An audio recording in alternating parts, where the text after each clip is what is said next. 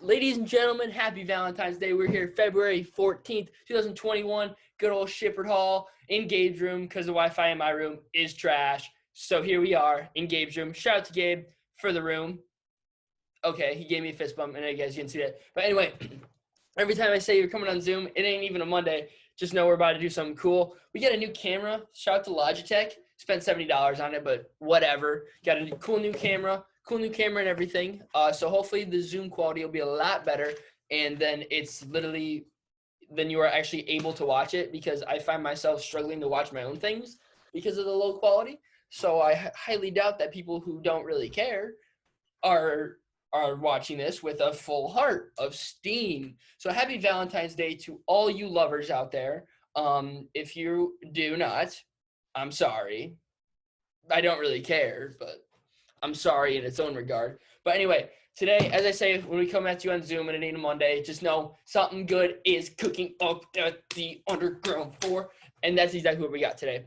Now, if you guys don't know me personally, I play baseball at Olivet College. Pretty sick, pretty cool. But the thing about Olivet that I've come to find out while I've been here is Olivet breeds mixed martial artists, straight up. You have Justin Jaynes coming out here. Cody Stamen used to come up here all the time to train. He didn't go here, but he came up here. Darren Cruikshank, former UFC lightweight. And, I know she's not technically a mixed martial artist yet, but Clarissa Shields went here, so we're just breeding top dogs out in the combat sports world. So anyway, I'm lucky enough to get one of those people. We have Justin Jaynes, former Olivet Comet, coming on the podcast today. Just a little background on Justin Jaynes. He's from the 586. Shout out to Richmond High School. I think they're the Blue Devils. Go Blue Devils.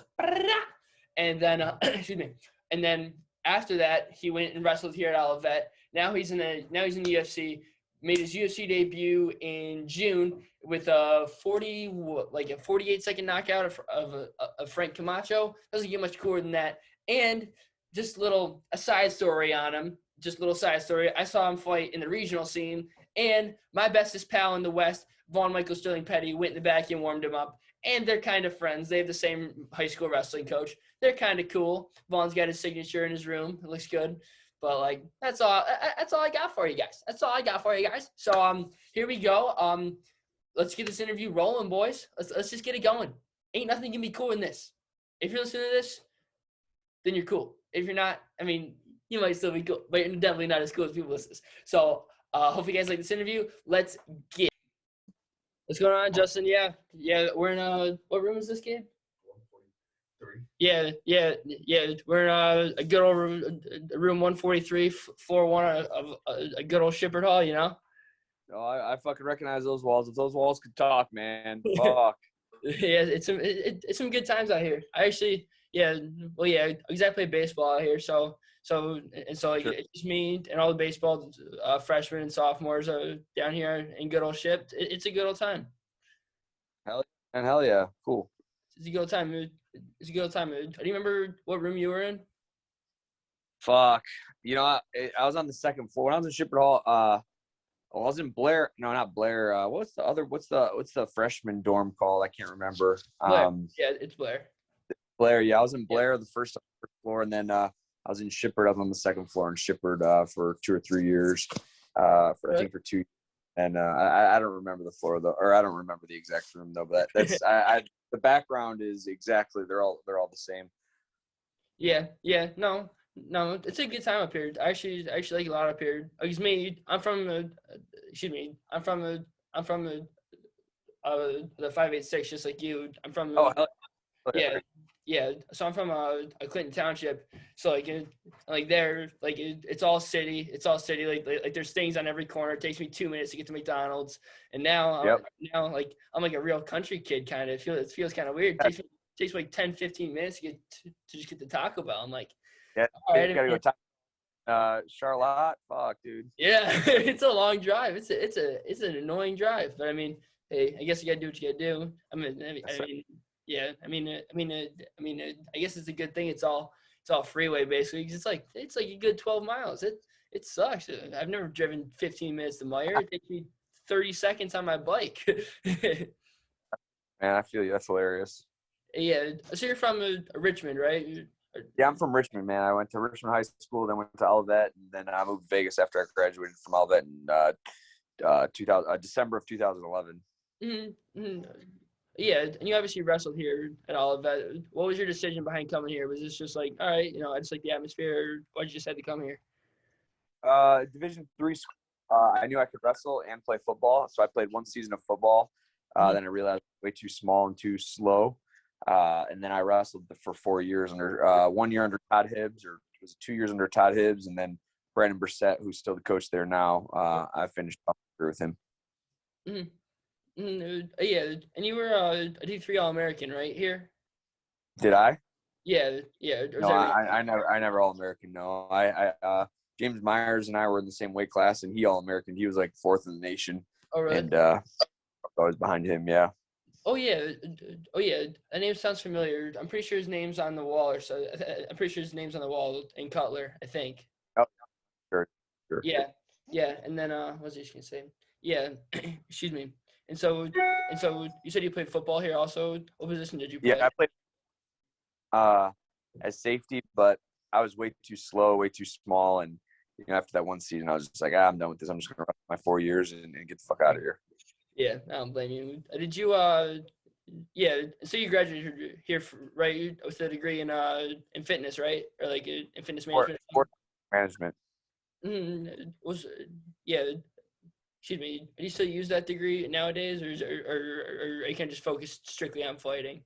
No, just focus on fighting, man. When I came out to Vegas, in 2012, early 2012, I signed up at the gym, made minimum wage, and I've been doing that ever since. I started coaching wrestling, coaching kickboxing, excuse me, coaching grappling, and then I got signed to UFC last year, and finally started making some real money. So yeah, it was a long process. It took me almost 10 years to finally make some real money.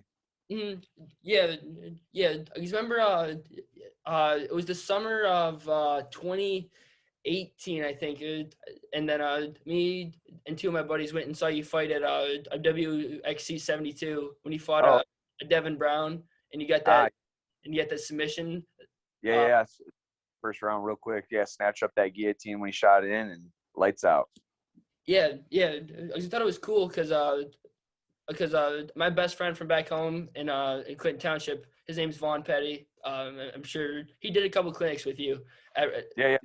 Well, he helped me warm up. Yeah. For Thunder Wrestling. I just saw Vaughn actually a couple months ago when I was in town after one of my because he works with Mike Conflitti over at Roughnecks. Yeah. And I saw Vaughn. He had a knee injury, if I'm not mistaken, recently. Yeah. His ACL is or no, it's either his MCL or his ACL is a little messed up, but Vaughn's an absolute beast, so he doesn't really care. He just wrestles. Yeah, he's tough. He's super tough, no doubt. Yeah, I love that kid. But yeah, so you wrestled here at Olivet, obviously, and then how long was it after you left here that you got your first amateur fight? Oh man, I was already fighting amateur while I was in Olivet. Yeah, my senior year of high school is when I had my first amateur fight, 2007. Really? Yeah, so I had my first amateur fight in 2007, like June or July of 2007. No, it was during school, so excuse me. June of 2007, and then I went to Olivet that year. I had to go out to Blair in August because football season started early. So I went out to Olivet at the beginning of August of 2007. And then, throughout my college career, I had 47 amateur fights. And then I moved to Las Vegas in May of 2012. And the rest is history, man. Turned pro in 2013 and started racking up wins. And now here we are in the UFC, man, trying to knock people out. Yeah, it's awesome, dude.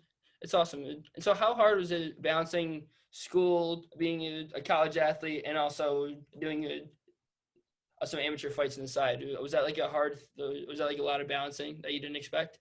Yeah, it was pretty tough, man. And honestly, I regret a lot of my college days, man, especially at Olivet, because, coming from a small town like Richmond and then having the freedom, I partied a little bit too much, and I didn't really care about school too much. I mean, I ended up graduating, I believe, with like 2.9 or a 3.0, but, I wish I would have focused a little bit more on the academics and took it a little bit more serious. I went to college to wrestle and play football. I didn't really go to college to get a degree, if that makes any sense. Yeah, I understand what you're saying. Because I came here to play baseball, but at the same time, it's always been real important for me and my family to get a good education, and I felt like I get a good education here. And at the same time, Sure. get to fulfill my lifelong dream of playing college baseball. So I was Sure. like, all right, let's do it up. And here I Sure. stand. Roll Comets, Hell yeah. Oh yeah, go Comets. Yeah, we start our season. We actually start. We're playing. Excuse me. We're playing at University of Akron our first game in March in Ohio. So it's gonna be pretty cold. Oh fuck, man, March in Ohio, dude. There might be snow on the ground still. Fuck. Yeah, but I mean, hey, I guess it's just a life, It's just what you gotta do. Hell yeah. Hell yeah. Yeah, and so you're obviously in the UFC now, and you became in the UFC in what, July against Frank Camacho? Was that July? June. It was June 20th. June. And so yeah, so that fight was taken on what, like a 4 days notice or something crazy like that? How was the call like? 40 hours, man. Yeah, they called me up late Wednesday night. I started cutting weight on Thursday. I weighed in on Friday, fought Saturday. It was That's it was crazy, dude. man, everything happened so fast. It's immediately, I went from 2,000-3,000 followers to almost 10,000 followers overnight on Instagram, and news outlets hitting me up, and everything was just happening so fast that I couldn't even keep up. I couldn't even comprehend that it was real, honestly. Just, it's like, talking about dreams and stuff. This was my dream, and it's when I never really expected it to happen, and when it did happen, I didn't expect to blow up like I did as quick as I did, and I've taken a couple losses here in a row now, but I got another shot. I got another fight coming up here probably in April or May. Oh, awesome. And looking to jump right back in the win column here, and hopefully get a full camp for this fight. Yeah. It was your last fight that you took last week. That was on what, like a 4 days notice again? I guess you're just the king of having short notice fights, huh? That's it, man. I'm a company man, dude. I just love to compete. I love to fight. Ask Brandon Brissett. I used to get in school. When I was in college, I had some issues. Some family issues. My sister died in a car accident. Oh, it's some other stuff. Yeah, it happens. But I walk around with a chip on my shoulder. I was trying to fight everybody in college, man. I'd fucking go. I'd go to the frat houses and just throw. I don't know, man. Dude, we used to get fucking nuts. I've almost got kicked out of wrestling team so many times. really? Going down ball. Oh yeah, all the time. Because I just had this chip on my shoulder because I was just so internally angry about, some personal stuff going on, and being 19, 20, 21 years old, and with all those emotions, not to mention testosterone flowing, and it was a crazy time, man. I don't regret anything, but there's some sketchy moments, to say the least. Yeah. I mean, it's just the life of a college. That's just the life of a college student. No, it's actually I feel like playing baseball and playing sports in college is one thing that helps you kind of maintain that high school self, where you've always got that thing in the back of your mind, all right, I've got to push myself, make sure I treat myself good off the field, and I treat myself good in the classroom just as I would on the mat or on the baseball field or whatever, Yep. Yeah, and so going back to your UFC debut, you knocked out Frank Camacho in what? It was what, a 40-something seconds or something like that? Yeah, about 40 seconds, yeah. Yeah, what's going through your head as you said, as you just see him crumble down? You're in your UFC debut in 48 hours notice. You just see Frank Camacho go down right in front of your eyes. You're just like, Dana White's paying me that cash in a couple hours. I couldn't even believe it, man. It was like I said, it's even talking about it, it's like a dream, man. I don't remember much. I remember, throwing some big punches. And I remember he threw a left switch kick, and I backed off, waved it through. And the last thing I remember is thinking, I'm not backing off from this motherfucker. And then I threw that left hook, hit him, and he stunned him. And then I was like, fuck, I'll throw it again. I hit him again, then he fell down. I was like, holy shit, what's happening? And I just rushed in and flurried him and just started peppering him up. And that is the UFC record for lightweight fastest knockout in the UFC history. That's awesome. Yeah. First debut fighter. Yeah. Because remember, I was at work, and we have a TV at our job, and I was like, I went up to my manager. I was like, hey, this one dude, I I kind of have connections with fighting. Is it okay if I turn fights on? And she's like, yeah, go for it. And then all of a sudden it starts. I'm like, I'm just pacing myself back and forth. I'm like, all right, I'm trying to work, but I'm not really. And then Hell yeah. then all of a sudden, I just see you land a couple shots. I'm like, okay, he's looking good. Then he goes down. I'm like I started screaming in the lobby at Jet's Pizza. I don't think they really cared, but I mean, hey, it's whatever. So yeah, I was cheering for you out there. And then in your second fight with Gavin Tucker, me and Vaughn watched that one together. That was, I mean, it's always tough, but I mean, hey, you should learn from fights like that and just get yourself better. Oh, absolutely, man. And Gavin's a tough dude. He's fighting Club Swanson here real soon. I think he's going to be in the top 12 in the UFC, man. And keep in mind, I weighed 180 pounds when I signed for that fight, and I made weight in 3 weeks at 145. Jeez. I'm not making, but I did gas out because of the weight cut, and I almost finished the first and the second round. I was so fucking tired. The third round together. Yeah. So you walk around like a 180, then you said? 175, 180, yeah. Jeez, dude. And you're always cutting down the 145, 155, dude. But you fight a lightweight too sometimes, right? I'm sorry, say that again? I'm sorry. You fight a lightweight too sometimes, don't you? Yeah, I've been fighting a lightweight because the fights have been such short notice that I can't make featherweight on a week notice or 2 week notice. So, it's like they want me to show up and make featherweight, but it's like, dude, I can't lose 30 pounds in a week. You know what I'm saying? And if I a couple weeks, even 3 weeks, like when I fought Gavin, it's like that. I was so tired, and that was the hardest weight cut, and it was just a mentally fucked up situation, to say the least. Yeah. I couldn't imagine taking a fight against like, I mean, if it's somebody who doesn't know what they're doing, you're just, Sure. you go crazy in a restaurant and you want to fight somebody on 3 minutes notice, I guess. But like, if you're fighting a dude who's training every day to be a champion, I don't really want to take a fight on 48 hours notice. I guess Olivet wrestling just breeds different animals. Dude, that's what I'm saying, man. Darren Cruikshank, he went to Olivet. He got the UFC for a couple of years. Myself, Drakkar Klaus, he was from South Haven. He's in the UFC right now. I think Michigan in general, Cody Stamen, he's from Sparta. He's down here at Extreme Couture with me now. He used to come to Olivet every week and train with Darren and I. Oh, really? Yeah, all the time, dude. Yeah, Cody, I just saw him the other day. He was supposed to fight February 6th on the same card, but his opponent backed out. I can't remember why. Like some medical reasons. Yeah, it was medical reasons. But I saw his name was Askar. He weighed in right before me. He looked fine, so I'm not sure what it was. But Michigan Michigan top team. They have a great gym out there in Detroit. They just breed different animals, man. And Michigan in general has such killers, and I'm so glad that we're finally getting noticed. For how tough a lot of the Michigan guys are. Mm-hmm. Yeah. Because when I went to see, when I went and saw you fight I'm pretty sure I think it was summer of 2018.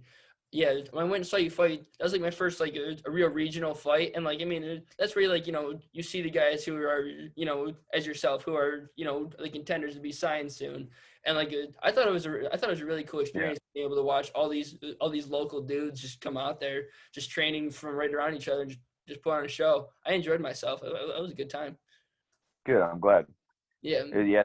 Circuit, man, it's dangerous because it's kill or be killed. If you lose on the regional circuit, you'll never make it to the big show. So like the UFC, I don't even get nervous for these fights because I'm where I want to be. I've earned my spot here. Nobody's going to take it away. But on the regional show, you have to win. So yeah, those fights were a lot more nerve wracking than these UFC fights. Mm-hmm. Yeah, and you obviously fought last week, and you had the entire fiasco with your eye. How's that healing? Did you have any broken bones in your eye, like you broke an orbital or anything?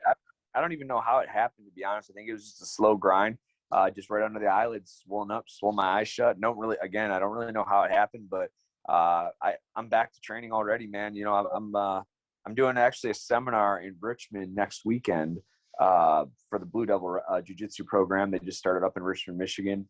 But I'm back to training already, dude. I'm injury free, ready to go. That's they awesome. call me to fight, man. I'm getting ready to fight. Did you Well, yeah. After the fight got called by a doctor, you obviously, like most people protested it. But after, and you saw yourself on the big screen, where you kind of like, all right, I understand. Yeah, 100%. Because again, it didn't hurt. I didn't have any pain in my eye. It just looked like it just felt like someone poked me. And, I was like, dude, let's fucking go. Come on, what the hell? And then I saw it on the screen, like you're saying, and I was like, fuck. All right, stoppage. Yeah. I mean, it sucks, but I mean, I know we'll see you back. You said you want to get back there in April or May, you said? Yeah, April or May would be great. Get a full camp, get down to featherweight, and knock someone's head off, man. Unfortunately, my whole career has been just based off short notice opportunities, and I was able to capitalize on the first one, but I've fallen short in the last couple, and I'd like to get a real opportunity here and show the world what I have, and show that I'm a complete fighter, and get a couple wins in a row, and get in that ranking category. Mm-hmm. Mm-hmm. Yeah. Do you have anybody in mind, or excuse me? Do you watch fights and you try and pick out names who you're kind of like, all right, me and that guy are kind of on the same level. I kind of like to fight him. Do you have anybody who you like to fight next or anything like that? Yeah, there's a guy named Martin Day. He's a featherweight. He's coming off a couple losses in a row, just like me, and I think it's a great stylistic matchup. There's a couple guys. Drakkar Klaus, he's coming off a loss, but here's the thing: it's tough to lose a couple fights in a row and start trying to pick your shots. Yeah. A couple guys, like I said, I want to fight. I'd love to fight Drakkar. I'd love to fight Clay Guida, Michael Johnson. Any of those guys would be Martin Day would probably be the best matchup for me right now because, again, he's lost, I think, 3 fights in a row. I've lost 3 in a row. And if I lose another one, my contract's over. So I really like that pressure of, loser loses their contract, man. And that adds for a little bit of excitement. But I know no matter what, no matter who I fight next, my contract is on the line and I need to prevail. Mm-hmm. Yeah. Well, I mean, whatever the UFC gives you, I do hope that they give you somebody good, and I do hope you come out with the win. As always, I'm always cheering for you. Yeah. Orange College. Are you a fan of the sport? Do you watch a fights on the weekends, or you kind of? I almost watch every show. It's I'm not gonna say I have. I have so many friends that are fighting in the UFC over here at Extreme Couture. We almost have a guy on each card. So I can be personally involved with almost every card. Mm-hmm. Yeah. Did you watch the card last night? Yeah, I didn't have the pay-per-view. I was following it on my ESPN app. I had Kevin Gastelum, I had Grasso, and then I thought Burns might be able to pull off a submission, but didn't look like it, so I lost a little bit of cash, but that's okay. Yeah, no. We just got a couple of the guys together, went to Oak Hill Apartments, if you remember those, and just hell. and just watch some good fights. Yeah, I was a little disappointed. I'm a big fan of Gilbert Burns, but I mean, Kamaru Usman, he's so good, and he's defended his belt 3 times now. He hasn't lost in the UFC, and for some reason, I feel like he's still very underrated somehow. It's just because he doesn't finish fights. As Colby says, snoozeman. But but with that being said, no, he's super tough and super athletic, and I've actually heard of a match being proposed between him and possibly Khabib. So I think that would be really exciting for the fans. 2 of the best grapplers in 2 different weight classes, but it's just propaganda right now. Nothing's for sure. Yeah. Well, Justin, that's about all I have for you. I can't thank you enough for doing this for me. From one comment to another, it means a lot. So thank you very much, and I'm very much looking forward to seeing you back in the cage. Hey, I appreciate you, man. Thank you so much for having me. If you want to chop it up, just hit me up, and we can do it again. Yeah. Of course, Justin. I appreciate it. Thank you very much. Hey, no worries, bro. I'll talk to you soon. Talk to you. You have a good one.